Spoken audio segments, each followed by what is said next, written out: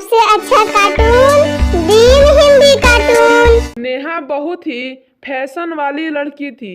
उसके परिवार में उससे बहुत परेशान थे। वे हमेशा दूसरों को फैशन टिप्स ही दिया करती थी।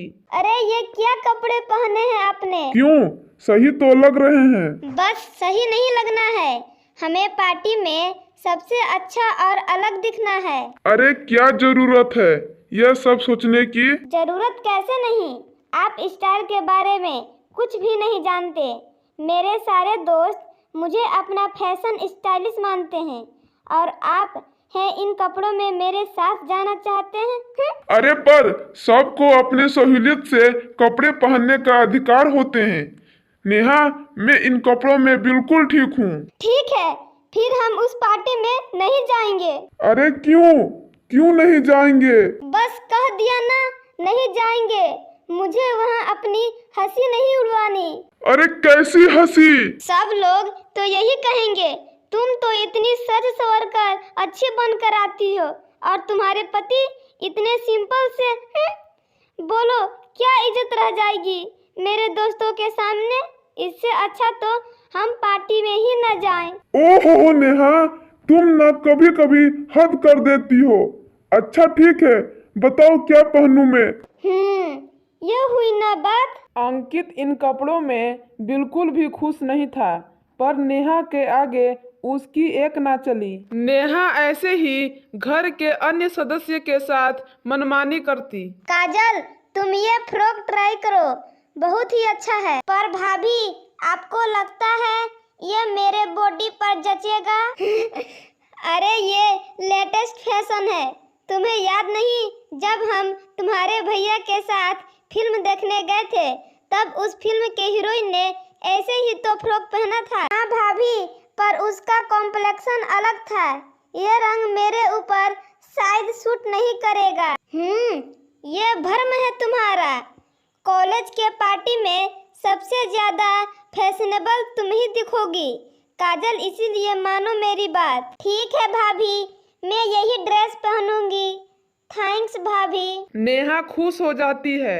एक दिन नेहा के घर फंक्शन होती है और उसने अपने सास के लिए बहुत ही भारी साड़ी खरीदी होती है। अरे बहू, ये ऐसी साड़ी पहनने की अब मेरी उम्र नहीं रही। मैं तो कोई हल्की सी साड़ी पहन लूंगी।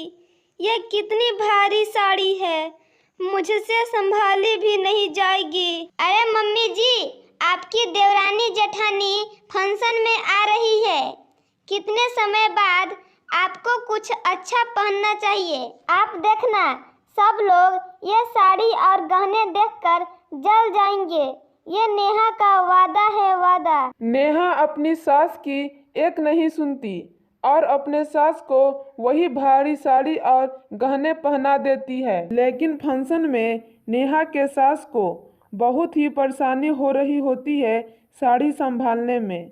वो जहाँ भी जा रही थी, उन्हें उनकी साड़ी बार बार अटक जा रही थी। ओहो, ये साड़ी पहनकर तो बिल्कुल भी एक कदम चला ही नहीं जा रहा और ये भारी सा हार लग रहा है मेरे पूरे गला को ही अकड़ लिया है। अरे ये बहू हमेशा फैशन के नाम पर अपनी मनमानी करती है। नेहा के सास के देवरानी और जेठानी उनका मजाक उड़ाने लगती है। दीदी को क्या इस उम्र में शौक चढ़ा है इतना बन ठन के घूमने का? अरे कोई शौक नहीं चढ़ा, सब दिखावा है, दिखावा।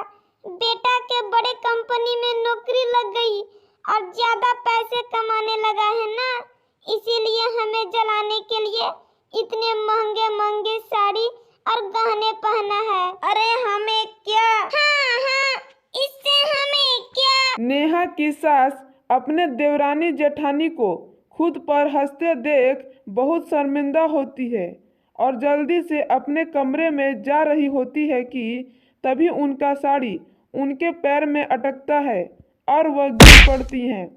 सब सासू माँ की ओर दौड़े चले आते हैं। अरे माँ, आप ठीक तो हो?